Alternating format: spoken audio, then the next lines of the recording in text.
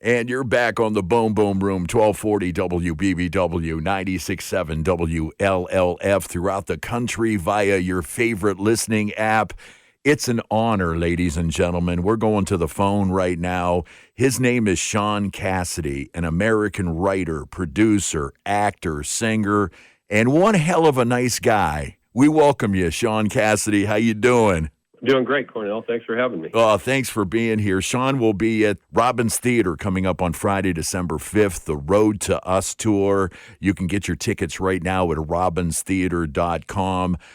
You're pretty much a Renaissance guy, Shaun. You do it all, man. And people know you, of course, from your teen idol days, but you haven't stopped. You have been working this whole time. Well, I have a weird resume, Cornell. Yeah. I started out as a young guy. I did a show called The Hardy Boys when I was 18, and that show was a big success, and I had already signed a record deal in high school, and my first album came out kind of concurrent with the show, and it blew up, and I had a number one record with a song called To Do Run Run, and then a bunch of other hit records, and touring the country, and it was all really fast and furious, and my last concert back in the day was at the Houston Astrodome for 55,000 people, and I said goodnight, and I didn't know it would be my last concert for 40 years, but it was. Damn. I was able, fortunately, to transition to a career writing and producing television, which has been my main job and continues to be my main job. I'm writing a pilot right now for NBC. But a few years back, I decided I kind of missed the audience, and I had some stories to tell because that has been my main job, is storytelling. So I found a way to weave songs that a lot of people will know with stories that are kind of relevant and authentic to the job I have now, about my family and about my life and about their lives. It's called The Road to Us, not The Road to Me. Yes. This is the biggest tour I've ever done, and it's been a great success. I'm really grateful. You know, I'm not trying to blow smoke your way, but I've been reading some reviews, and my goodness, which you have been doing live and in concert over the last couple of years, just rave reviews. And I really recommend everybody coming out and seeing this one. It is a brand new project for you, the Road to Us tour. I kind of workshopped a version of this show called Magic of the Midnight Sky over the last few years. Yes. Smaller, sometimes alone, just by myself, or with like a trio. This tour is bigger. I have a full band. As I said, I'm playing all the old hits, but I also wrote some new songs for the show, which are available on iTunes and Nice. Spotify and all this stuff. But what really made this possible for me anyway was the storytelling, because over the years, I've been asked to tour a lot, and fortunately, I had another job that I loved and still love, which is writing and producing. But the last show I was working on was a show called New Amsterdam, which I was on for 5 years, a medical drama. And while I was doing that show, an agent called and said, there's a lot of people who love you to write a memoir. Why don't you think about doing that? So I did. I sat down and I started thinking about a memoir, and every time I started writing anything, I was like, man, I'm already writing all these scripts. I don't want to be in my room another few hours a day or night. So I wrote a one-man show. I kind of recited it into my iPhone, honestly. And I thought, well, I'll just go out and tell stories because that's my job now. And people said, no, dude, you got to sing the songs too, or they're going to throw furniture at you. So I found a way to weave these songs into a narrative that again felt authentic to me. So even though there's certainly nostalgia value in the show, and people love hearing the old songs, there's new songs and there's very new stories, and the stories tend to frame the songs in unexpected ways. Yes. So even though they might know To Do Run Run or Hey Deanie or That's Rock and Roll or whatever, there are stories related to these songs or behind these songs that illuminate them.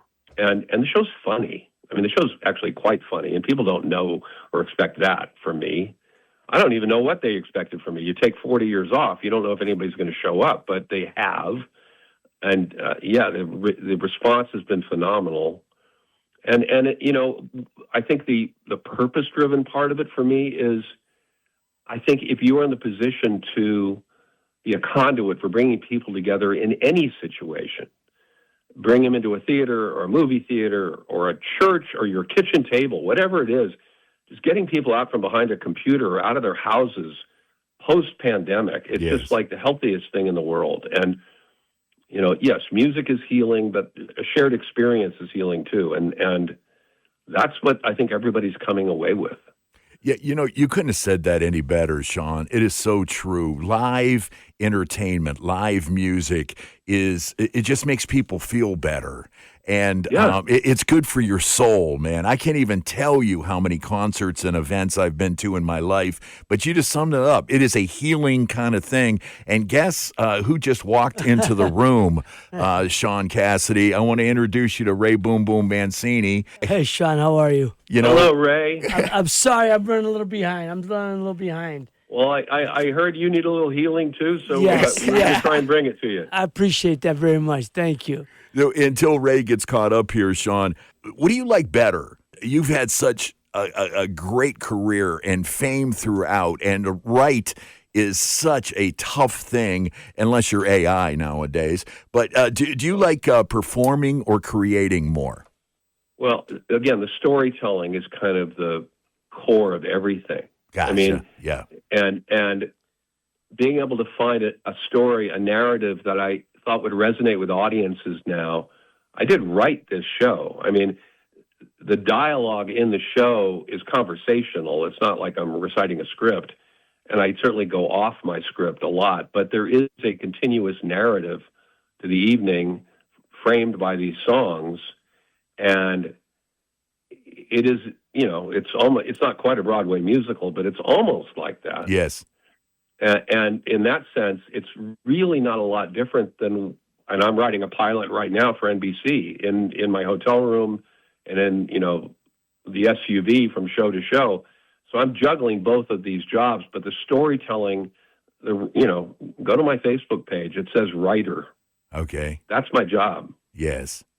You grew up in California, so did my kids. I was out there for a while, 30 years. I see you went to Beverly Hills High, great school.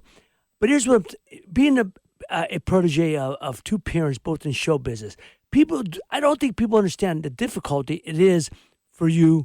I mean, people could say, "Oh, you jump into show business like it's easy." No, because being a child of two stars, especially your mother and your father, TV stars, stage stars, and then and the film, of course. And then you go into trying to make your own bones. You try to make your own way in the entertainment business. People don't know how difficult that is. They think it's easy because of the pedigree you come from, but it's much more difficult because... Yeah, it's a double-edged sword for Yes, sure. I mean, yes. people talk about the Nepo baby thing all the time, and I think that's kind of ridiculous. I don't really even understand why it's specific to show business, because if your dad owns a hardware store... and you grow up at a hardware store and you end up inheriting the hardware store, in theory, you know more about the hardware business than anybody else is going to. Right. And why not? Yes. Right? Yes. Now, it doesn't mean you're going to be as good as your dad. And if you suck selling hardware, then maybe you don't belong in that business. And from my point of view, in my own experience, I had singers and actors as models, right? So my initial foray into show business was as a singer and as an actor.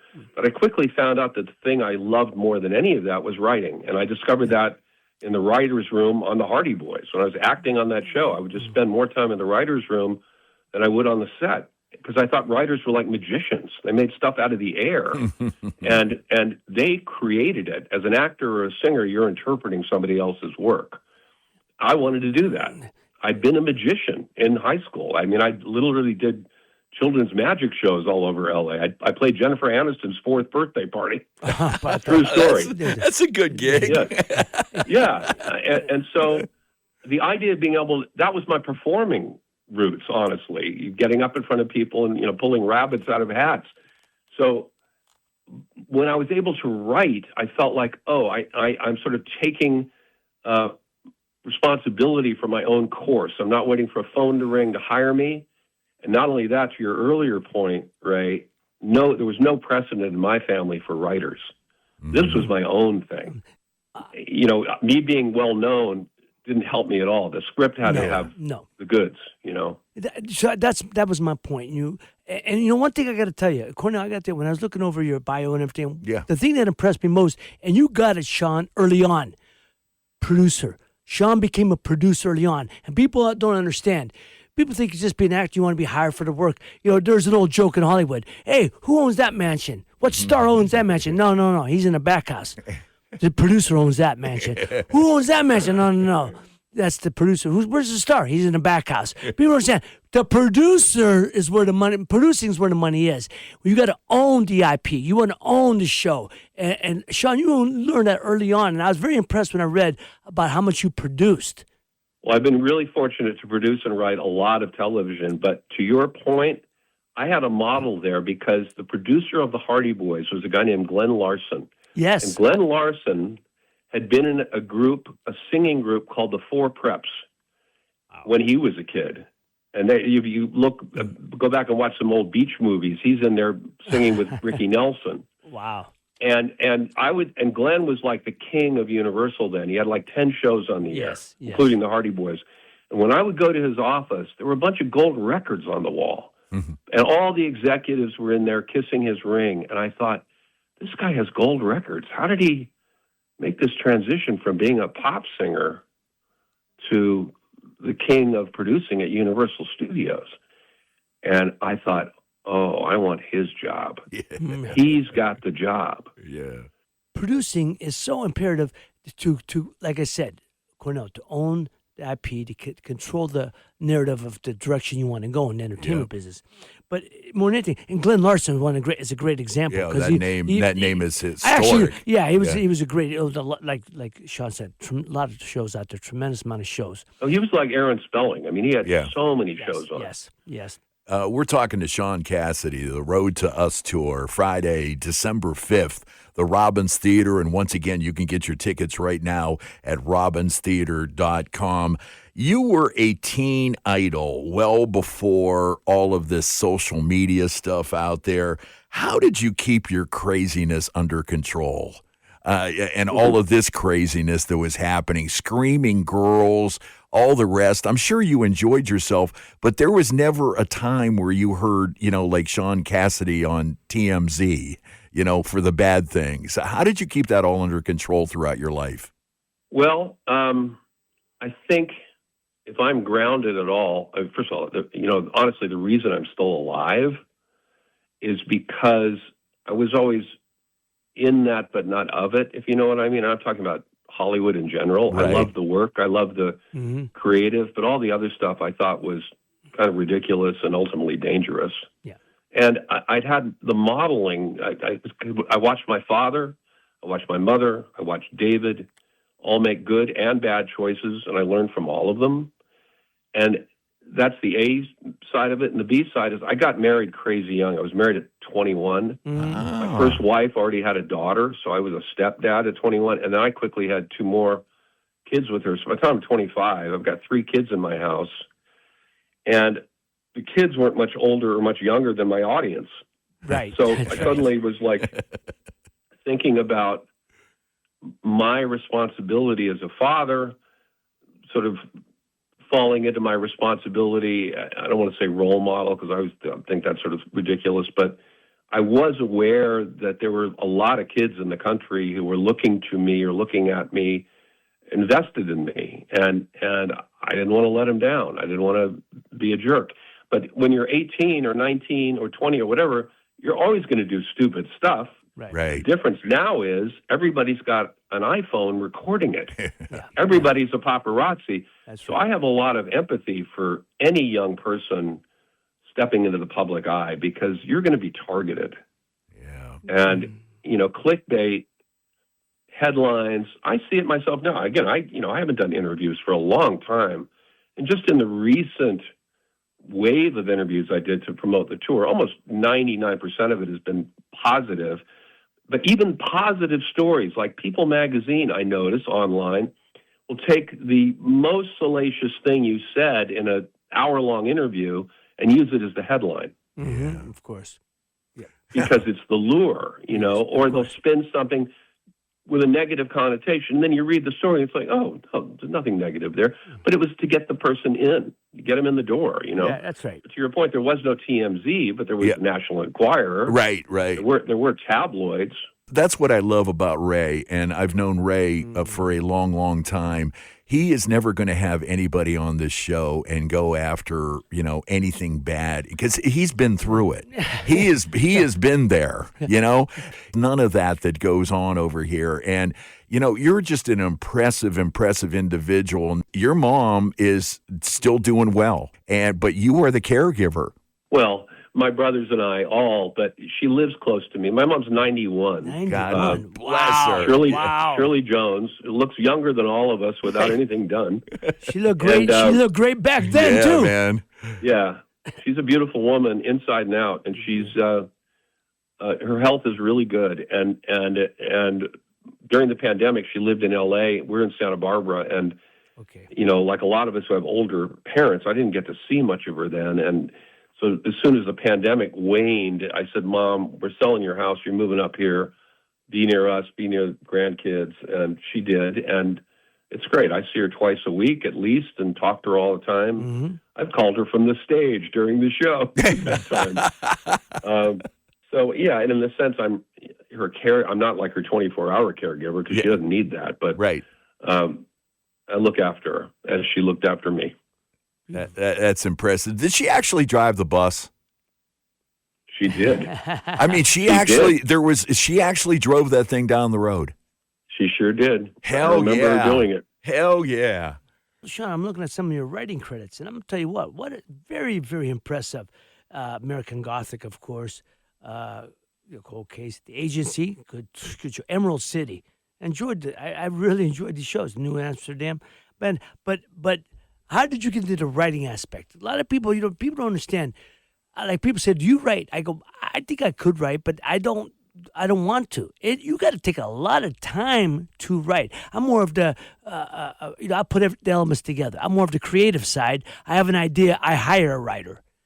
But to sit down and write is very difficult and time consuming. So how did you get into that? Because that's impressive. Some of the stuff you wrote. Well, I wanted to do it. I didn't know if I could. I didn't know how in the early days. I learned a bit getting scripts as an actor because I don't know if I'd even rewrite my own dialogue, which I started to do on the Hardy Boys because I had a sense of humor and I could sort of spin stuff to make it funnier. And initially the writers were like, "Why is this kid rewriting my dialogue?" But when I hit some jokes, they went, "Oh, maybe he's funny. Maybe we should let him do it a little more." And they did. And they encouraged me. And then the first thing, to your point earlier, Ray, I started as a producer. So I'm out looking for writers now. I've got a magazine article I want to turn into a movie or a book or whatever, trying to find writers. And I couldn't find writers that I liked or who could deliver it the way I wanted it. So I started writing, and I found out I could do it. I had a musical ear, so I was good with dialogue. And once I learned the structure, and I watched a lot of movies, and I would take notes on the way things happened and when they happened and how the character would turn or the plot would turn. And most movies, good movies, follow kind of the same structure, and so do hour-long television shows. So once I learned that and was comfortable with the structure, then I could kind of play jazz on top of it with characters and dialogue. And my first pilot I sold was American Gothic, which was a big incredible deal. Yes. What wasn't that on FX? Was that FX when it first? No, it should have been on FX. It was on CBS. Oh, and that's why it didn't last long because we were competing with Touched by an Angel, and we were basically like Touched by Satan. It wasn't a good mix, but the show got rave reviews, and it put me on the map as a writer. And I don't think I'd be talking to you right now without that show. Well, if you produced that with Sam Raimi, that had to be a show. Sam Raimi's an interesting, director, producer, writer. Sam Raimi is one of the top. Cornell. Sam Raimi is terrific. So the fact that you produced that with him, that's impressive. It's very, very impressive. Sam's great, and he'd done the Evil Dead movies. Yes, and yes. Then, of course, he did the first Spider-Man movie. He became a very big movie. Oh, that's right. That's right. Yeah. Oh, very good. Hey, Shaun, let's go a little bit more about this tour. I understand there's going to be storytelling. There's going to be your music, the ones that really brought you to fame and fortune, new songs. I love hearing that you're bringing to the audience. Somebody who knows nothing about you, nothing. Why should they come to your show? I think it's the weave of the stories and the songs because, again, I think because I've been writing so long and because I have, I think, a fairly good sense of narrative arc and character arc, the show has that. It's not quite a Broadway show, but it kind of feels that way. There's a lot of setup and payoff. And it's not that the show is completely scripted. I go off all the time. Yes. But the songs are presented in a very specific way. They're framed in a very specific way. As I said, the show's very funny at places. It's also quite emotional at places. A lot of audience cry, but they leave laughing and dancing. So they've had a ride. And if you don't know me from Adam and you come in the door, and some people do, they're dragged along or whatever, they're my favorite audience. Yeah. Because I learned this a while ago, too. The more specific you are about your life, your family, your experiences, highs, lows, everything in between, the more it resonates with other people. If you speak generally, it doesn't land the same way. But specificity wins. And I'm very open and very honest about my life, good, bad, and everything in between. But again, it's framed with a lot of humor, and that lets you get away with a lot. Mm-hmm. I just watched an episode the other day, the 30th anniversary of Everybody Loves Raymond. Did you happen to see that? Yeah, I know Phil Rosenthal quite well. My God. And the writers on that show and the actors on that show, everything that happened on that show happened in their lives. A writer would have happened, they lost their wedding ring, or, this happened with a vacuum cleaner. They were actually encouraged. Anybody have a fight with your spouse today? What happened? And that's what did you fight about? Yes, exactly. Yeah. And so that's why people could relate so well to that show. We are looking forward to having you in town, Shaun, very much so. You've been excited about having this interview for quite a while, man. It's hard. I was so excited that I was running behind, man. I said, "Oh my God, I got to get there." I'm glad you made it, Ray. Well, no, Shaun, because of course, growing up, you're part of my childhood, of course, and the mother's show and then when I lived out there, I was out there for 30 years in California, and you see places where they say, this is where the Brady Bunch, the Partridge Family was made here. Partridge, oh man, so it gives you a bit of that. Historical, you relive it when you say, "Oh man, that was one of my favorite shows growing up." Yeah. And then, of course, like I said, your mother, man, of course, she was a wonderful one. And then your father. But I remember your father. I used to love watching your father. I'll tell you what, he was the greatest villain on Columbo. Yes. I mean, when your dad would show up on Columbo, oh my God, those are my favorite episodes of when he's a villain on there. One of my favorite memories. All the Columbos were shot at Universal, where I've spent much of my career, and I was on the set of all three of the ones my dad did. But the first one was directed by this kid named Steven Spielberg. Yes. And Dad brought Spielberg home for dinner when Spielberg was like 24 years old. And I remember thinking, my dad's never brought a director home for dinner. What's up with this kid? He was right. He said, this kid's going places, and no kidding. Can we have you back sometime? I'd love it. Yeah, absolutely. I look forward to that, man. That'd be wonderful. And happy Thanksgiving to you, Shaun. Yes. You too, brothers. Have a great one. Thank you, Ray, heal fast. I appreciate it, my friend. Thank you so much. Shaun Cassidy, the Road to Us tour, Friday night, December 5th at the Robbins Theater. Get your tickets right now at robbinstheater.com. You're on the Boom Boom Room with the champ, Ray Mancini.